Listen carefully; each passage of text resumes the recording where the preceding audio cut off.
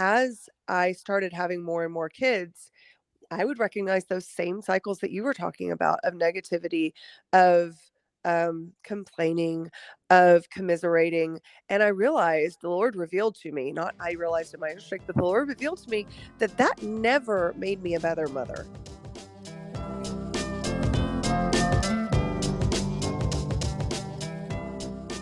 You're listening to the Naturally Noel Show, brought to you by Noel's Naturals, all natural products that really work. And now, please welcome entrepreneur, wife, homeschooling mom of 4, and founder of the Noel's Naturals brand of products, your host, Noel Talley. Welcome, friends. Today I have Abbie Halberstadt with us, and she is a wife, homeschooling mom of 10, blogger, and author of M is for Mama, a rebellion against mediocre motherhood. And you can find her on social media under the name M is for Mama. Welcome to the show today. Thanks for having me. I'm so happy you're with us. So tell me your story. How did you end up with 10 kids? I mean, we know how you ended up with 10 kids, but Oh, do you really want me to tell you that? Did you always know that you wanted to have a large family? That's kind of probably one of the most common questions, That is absolutely the most common question that I get asked as a mom of many. And it's sort of a complicated answer, sort of not. So I wasn't really a baby person growing up. I didn't change a lot of diapers. I only have one older brother. I didn't have younger siblings. I didn't have a lot of cousins close by. I didn't work a lot in the church nursery. Like a lot of the things that people probably immediately imagine when they see me walking around with 10 kids they're just not true, which is fine. I think we all have interesting paths in the ways that the Lord leads us to where we end up.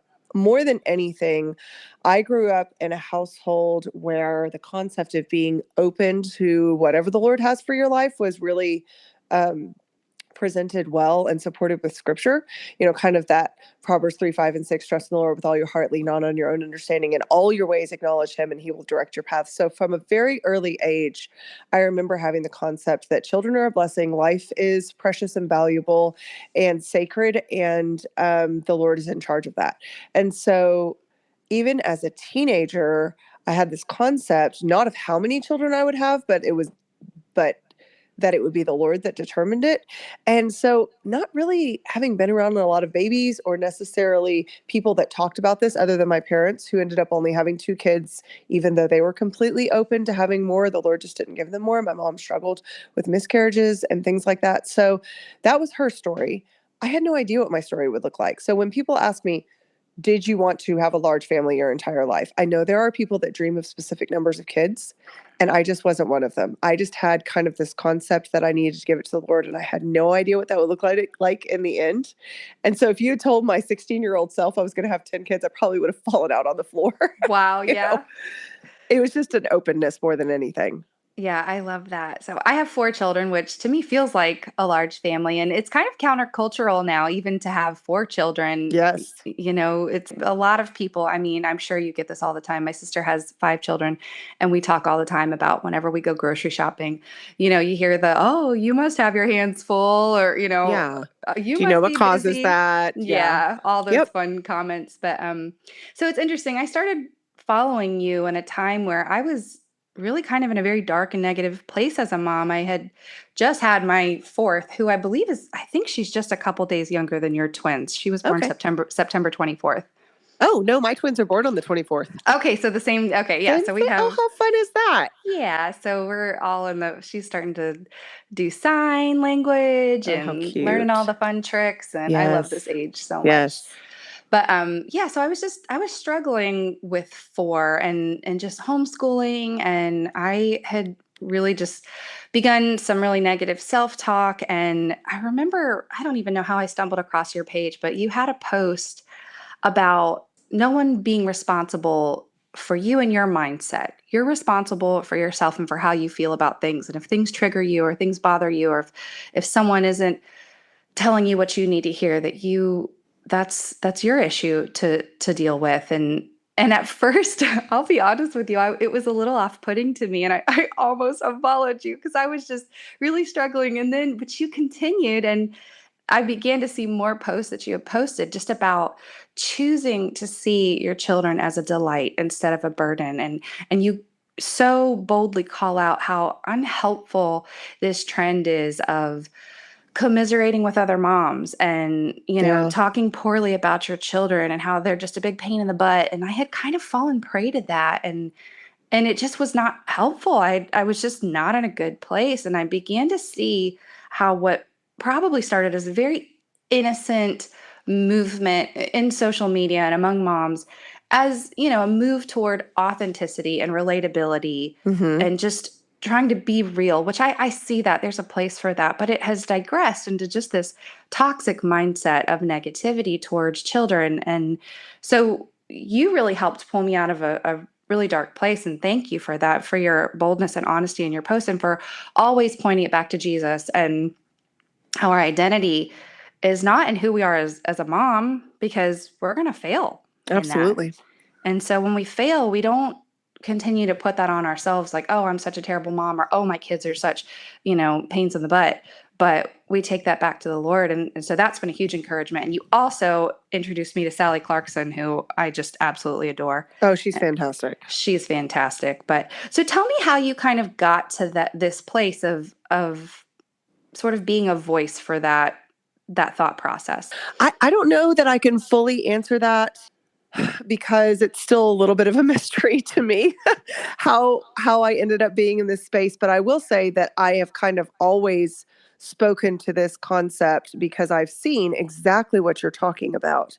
Um, what starts out as a desire for less shiny haired, fewer shiny haired, unrealistic, perfectly dressed, perfectly coiffed pictures and fewer, crumb-free floors, because we all know the reality is we wake up with a mom bun and the floors are super sticky with apple juice in 5 minutes if they aren't already, because we were too tired to get to it the night before.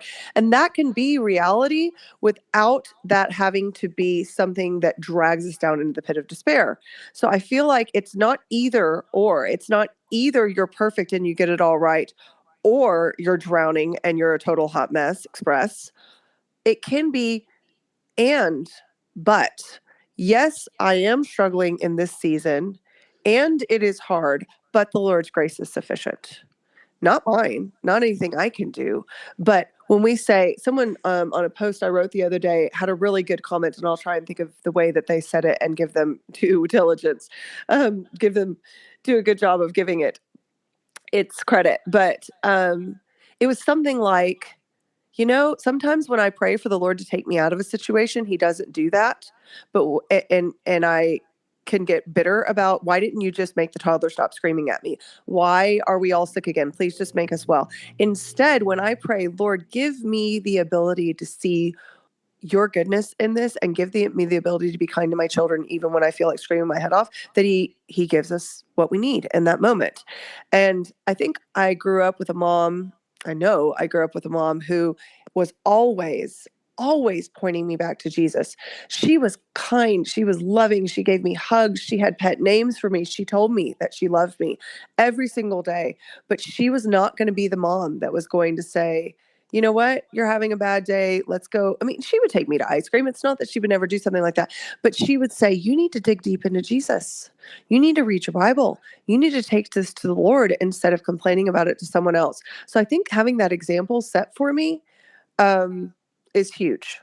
And that was where I started from. And then as I started having more and more kids, I would recognize those same cycles that you were talking about, of negativity, of complaining, of commiserating. And I realized, the Lord revealed to me, not I realized in my own strength, but the Lord revealed to me that never made me a better mother. That never ultimately satisfied that craving to kind of be right and feel vindicated because my children were victimizing me.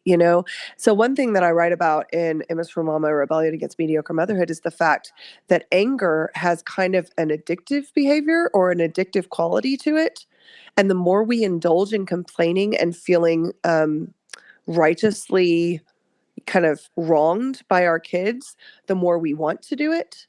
And by contrast, and Proverbs has all kinds of verses that talk about, like bitterness being a cancer to the bones. And like there are physical reactions we have to our emotions. By contrast, when we have a cheerful spirit, even when we don't feel cheerful, but we choose to see the good and we choose to not lie, but say, listen, my 3-year-old is hard right now, but the Lord is going to take this stubbornness and he's going to turn him into a mighty man of God in the future who has strong convictions. And that is what I am praying for, as opposed to he's an emotional terrorist and he's holding me hostage. Yeah. So it's not just semantics, but when we change the narrative to, for example, our 3-year-old, I call him 3 because he's big and he feels like he's 3, but he'll be 3 in a week, is hard right now. He's really, really hard. Everything is a battle. Food, clothes, potty training, all of it. That's kind of where we are. Now, I've been here a lot of times, so it doesn't feel overwhelming, but it still wears on me. So, one thing that we do, his name is Shiloh, and he's wonderful, but he's also hard. And you can be wonderful and hard at the same time. And because hard is not the same thing as bad. It's something that I always say. And so one thing that we say in our home when Shiloh is being hard is we literally say, hey, guess what, guys? Shiloh is a blessing from the Lord. And we all just kind of smile and laugh, like, yeah. Because it's an inside joke. Shiloh's being hard right now is what we're saying. Yeah. But instead of saying, he is driving me nuts and he is a pain in my rear, we say, Shiloh is a blessing from the Lord. And we plaster a big goofy grin on our face. It always lifts the mood. So I love that. I would say it's been a battle through some things that have dragged me down for sure. And there have been phases that have been harder than others. But I'm really grateful for the Lord's being gracious to kind of peel back layers of selfishness and insistence on my wanting to be right and justified in my anger. And also just that gracious mom of mine who just didn't let me wallow. She just wouldn't do it. I love that so much. I heard someone say one time that when you're struggling with your kids, to literally say out loud, help me, Jesus. And it's funny because because you're crying out to God, like, help me. And your kids see you turning to God, but also they know when I say, help me, Jesus, that mom's about to lose. Yeah. So it's kind of become like a funny thing, like, oh no. But I do love that just speaking blessings and speaking positive things. And, even there is even a lot of research about just like the actual, like, energy that we feel when negative words are spoken, words like death and anger and violence, like they actually can physically cause us to feel negative. And our kids are hearing those words and they're hearing us on the phone with our girlfriends and they're seeing the way we behave, and that affects them. Yeah, there's a lot of science that talks about how you can retrain the neural pathways of your brain toward either negativity or positivity. And it's very secular science. They're not talking about spiritual things. They don't think they are anyway. But that kind of washing of the water by the word, that kind of renewing of our minds, like Romans 12 talks about, where you're just kind of going in again and again and preaching to yourself the truth of Scripture that he has chosen you for this job. He has not forsaken you and he never will forsake you. We are more than conquerors in Christ. That means that our, grouchy 14-year-old is not going to conquer us. Christ has already done it, just reminding ourselves of truth and retraining our brains to, Ruth Cho Simon says this, to learn to love that what must be done. Like, oh, wow. A lot of times we don't like the things that we have to do because we'd rather do the things that we want to do.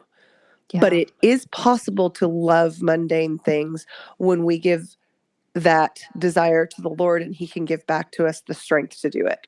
Yeah. And talk about like learning about yourself as a mother. I mean, motherhood they say marriage sanctifies you. Nah, marriage, that's easy. That I could do that all day. Children has sanctified me so much and has taught me how selfish I am, because when I look at the reasons why I get frustrated or overwhelmed, it's because my space is being disorganized or my things are being broken by the kids because they decided to, get into my makeup drawer and color with my eyeliner. My things are being broken.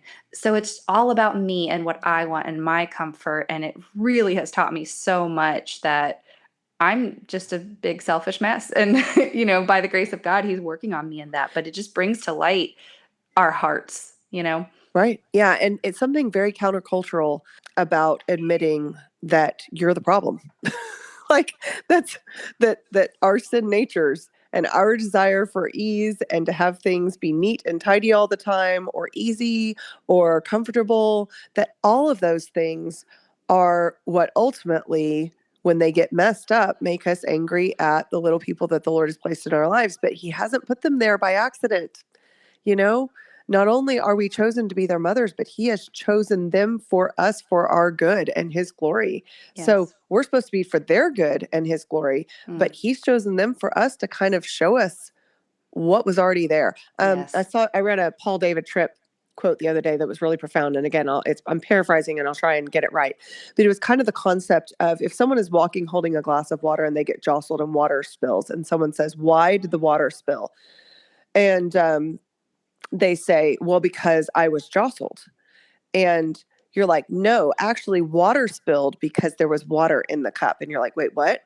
Well, milk or Coke or wine didn't spill out of there because the only thing in there was water. So the reason water came out of the cup is because that's what was in it to begin with. Yes, the jostling made it spill over the edge, but something different wasn't going to come out just because you got shaken. So when our kids shake us and something bubbles out of us, it's because that was what was inside of us. It Wow. wasn't because the kid shook us. It was because it was in there anyway and it was going to come out at some point. Yeah. So yes, the tantrum may be the impetus for showing our rage or our impatience or our, frustration or whatever, but the rage, impatience, and frustration are already in our heart. I mean, Jesus says from the overflow of the heart, the mouth speaks. Mm. And Jeremiah talks about our hearts being desperately wicked and that we can't even know it, how much. So that is very countercultural. That's something that's going to be very offensive to someone that believes that they're basically good or that they're entitled to their anger because it's justified, all of those things. But we know, again, that Christ is big enough for those things. He not only comes alongside of us, but he bears our burdens with us. And when you Yeah. think of it that way, you're like, okay, Jesus, I can't take this. I mean, I can remember being in labor before with one of my, I think it was in my number 7 honor. And I have very slow turtle labors. They're painful and long, but they're not like crazy intense and over the top like some people that have babies in an hour. And this one turned into a freight train labor. It went really, really, really slow. And all of a sudden it just took off. And I remember being in the tub and I couldn't think anything other than, I can't do this contraction, Lord. I'm incapable. This is the seventh time I've given birth naturally. I can't do this. You have to take this contraction. Like, this one's yours. And he would get me through another one, And of course I had that baby and everything was great. And then the pain's gone. So it's not a perfect analogy, but I do think that when we think of Jesus as our burden bearer, as coming alongside of us, as caring about the details, as caring about that eyeliner that got broken, that feels really violating. Like, I just bought that and I paid more than I normally would because it was special. Why isn't it special to you? Why can't you see that this matters? And then when we juxtapose that with the cross and what our sin did to Jesus, and that he bore our sin and then he's still bearing our burdens with us now, it kind of puts things in perspective. Yeah. I love the labor analogy too, because I was a doula and childbirth educator, and I've, had all my children naturally. And I would teach moms in my childbirth classes that, pain in labor is not the same as like pain when you're being attacked. But your brain doesn't know the difference. But you can change your mind about it. You can Yep. understand that cognitively, like, okay, this isn't going to last forever, and the pain is going to end, and then I'm going to get a baby at the end. So when you feel that contraction, you don't let your brain do fight or flight. You don't let your brain go to that place that says, I can't handle this, I have to go. You say, you know what? It's one more, and pretty soon this baby's going to be here. You just change your mind about it. Yep. Yep. And I mean, can't we do the same thing about those moments when our children are being really, really difficult, or, we're really tired, or we just want to relax that day and we can't because there's kids, throwing up everywhere, something like Right. that. You just change your mind about it and say, you know what, this isn't going to last forever. This is a season, and it's okay. We can just get through one more. And then at the end, it's going to be good. Everything's going to be good at the end. Yeah. And practically speaking, I really think that it's important to focus on the prayer, focus on, like you said, those bullet prayers of, Lord, I need your help right now. Please meet me where I am and bear this burden with me. But also it's important to change practical things. So I think sometimes we keep banging our head against the same wall, kind of that definition of insanity, doing the same thing over and over again and expecting a different result. So if we've got a kid that we've treated in the exact same way as his brother, who's a very different temperament, and we end up in a frustrated situation over and over again, we do have to stop and be willing to say, Lord, what do I need to analyze prioritize. What lists do I need to make of things that might work and try some of those things? Like, for example, I've got a 7-year-old who is very smart, good memory, very quick at learning things, but easily distracted. And so we've started doing squats after he finishes a math page. Because one day we were just beating our head against the wall and he was getting frustrated and we weren't finishing anything and nothing was getting done. And we were both, feeling we didn't like math very much. And so the wise advice of my best friend, Lindsay, who has a kid who's very similar to him, came into my brain. She's like, we do a lot of movement because it helps him to get the, wiggles out and then he can come back and be focused. So I'm like, okay, Theo, let's finish this page. And then you're going to race me to do 10 squats. So I didn't just change my mindset in that moment. I actually flipped the switch to do something a little bit different. So whether it's a dance party where you blast the music for 5 minutes, or you sing at the top of your lungs, or you go outside to read aloud because reading inside is driving everybody crazy, or you, switch the order of homeschooling. So normally you do your errands in the afternoon, but nobody is focused this morning. So instead you go do errands and you let them run at the park and then you come home and put the babies down for a nap, and homeschooling goes so much better because you just kind of chose not to stay in the thing that's driving you crazy, but instead do something different. Sometimes those really simple mindset shifts plus action shifts can turn a whole day around. Yes, I love that. I've talked to friends, both moms of babies that either have their baby on a specific schedule or homeschooling moms that have, a certain curriculum.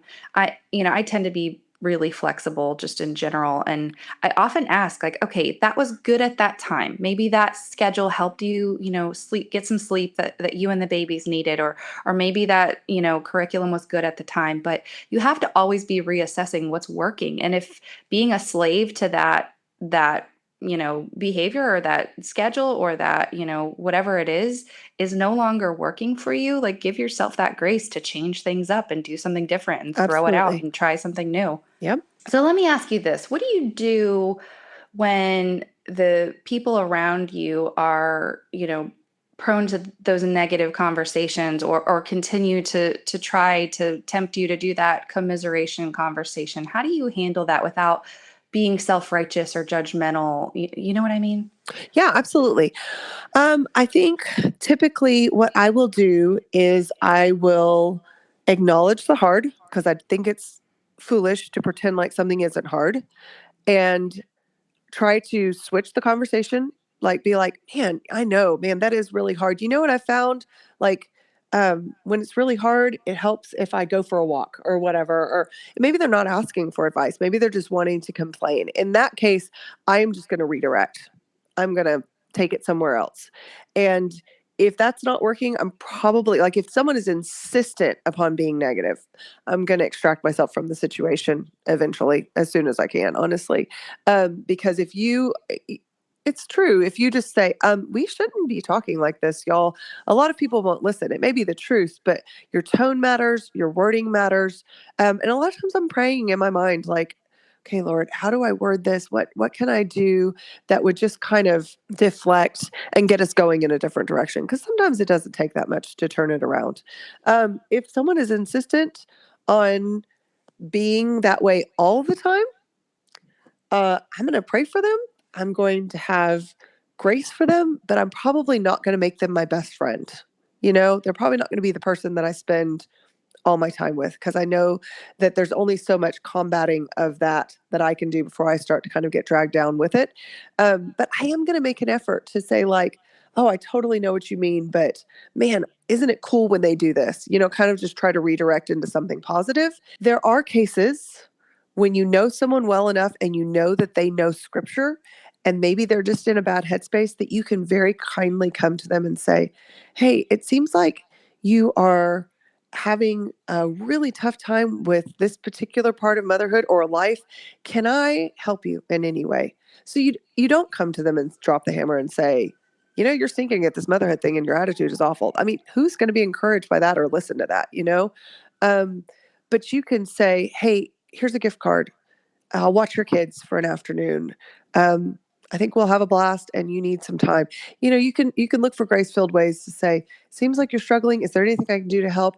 Maybe try to remember this. You could send them scriptures. Again, this would be someone that you know for sure is a Christian and would be able to accept those things. So what about for people who are not believers? I think, a good chunk of my listeners probably are not Christians. And so I think a lot of these ideas are still very, I mean, often secular. You find a lot of secular books with these topics in it about just, positive mindset swaps. And, it's hard to separate the joy of the Lord from this idea. But what would you say to the woman who's not a believer?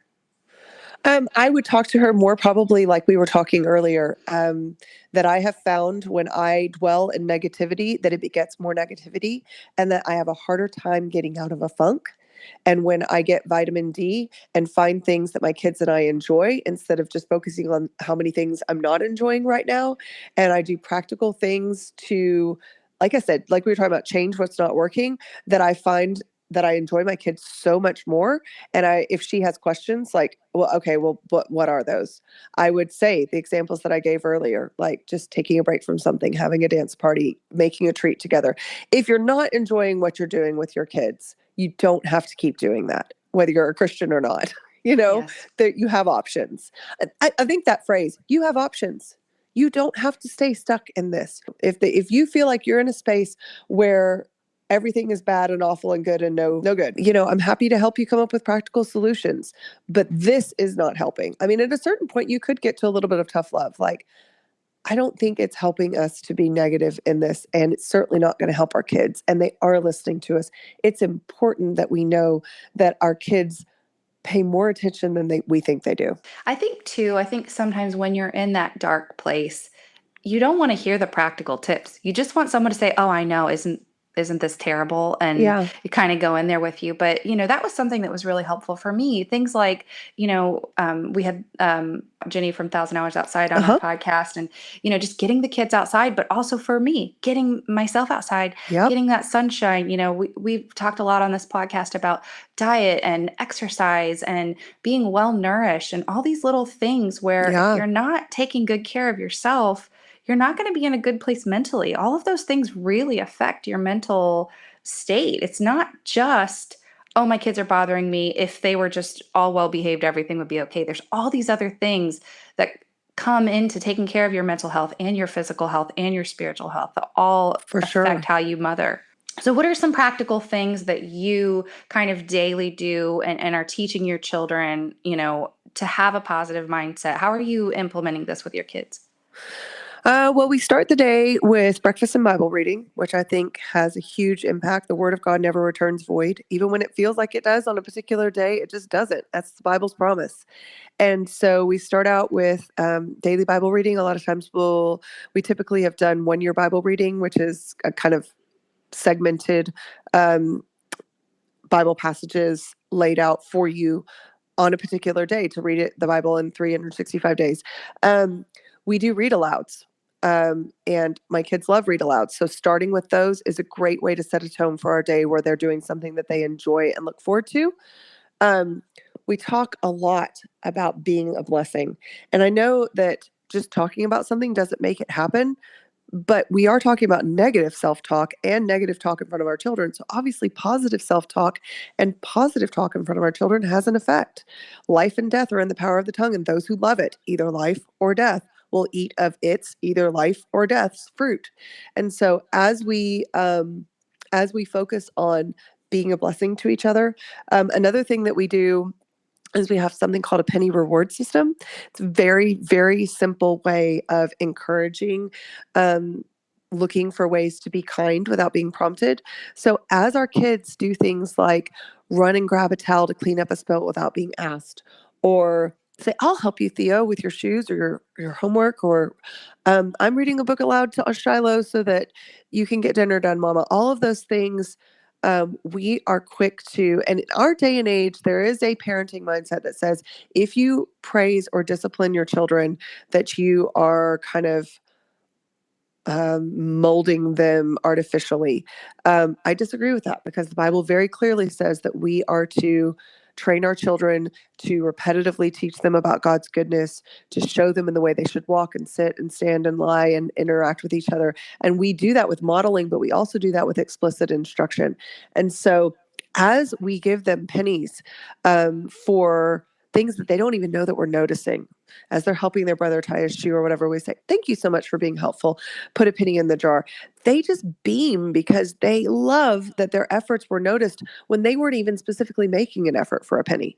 So it's not about this robotic, like, I do this, then I get this. It's about looking for genuine ways to encourage when your kids do get it, in those moments where there is a breakthrough and they do something that's genuinely helpful, that you say, that was so cool. And I know that the Lord is pleased with that too. And that was such a blessing to his heart as well. So just lots of looking for the good, and also just keeping the bad out. The option to insult, degrade, use unkind speech, and call people names is just not there. It doesn't mean it never happens. It means that we address it pretty quickly and pretty seriously. You don't want to be treated that way. So those words are off limits here. It doesn't mean we never disagree. There's lots of disagreement. There's lots of working through conflict. But it means that certain phrases and ways of treating people are just not an option. And it definitely keeps a more positive tone. I saw on one of your posts you said keeping out snarky media. And I thought that was so good Yes. because there are a couple YouTube channels that my kids watch that are pretty, benign. It's just, guys dropping watermelons off of roofs and funny Right. stuff like that. Right. But, I just noticed they're kind of bros and they kind of like trash talk with each other a little and like joke with each other and stuff like that. And it doesn't seem bad, but then I noticed the way my boys are talking to each other has become a little snarky, and I thought, gosh, I don't know that I like the way that sounds. It doesn't sound Right. exactly kind. I think it's huge. I think it is huge. Like, what we put in, whatever is true, whatever is noble, whatever is right, whatever is pure, whatever is lovely, whatever is admirable, if anything is excellent or praiseworthy, think about such things. So by contrast, all of the things that are the opposite of those things are the things we're not supposed to think about. And that's a hard pill to swallow. It is a tall order, and yet it is the goal. So while we know that on this earth, before we ever get to glory, we will be failing at that goal every single day, we still make it our goal. And so, yes, we avoid either listening to, watching, or reading, consuming in any way the kind of media that makes it seem as if your siblings are a waste of space, that they're beneath you, that there is any particular age that you're kind of not supposed to spend time with because they're not cool. Because that kind of concept of like, you're younger than I am, or, that's a boy, I only do things with girls. So inclusivity is a really hot button concept these days. But I think the concept of including and giving honor to people is very biblical. And so keeping away media that teaches them to treat people as kind of beneath them is definitely a big part of it. Yeah, I love that. Well, gosh, this time has gone by so quickly. I feel like there are so many more things I want to talk to you about. I avoided trying to ask you all the 10 kid questions because I feel like you get those all the time. It's okay. You could have done that. But this has just been such a blessing, and I've just been so blessed by your page. And so I really encourage you, if you do not already follow Abbie on social media, definitely do. There's so many resources, and your book is out already. And where can you get the book? Everywhere?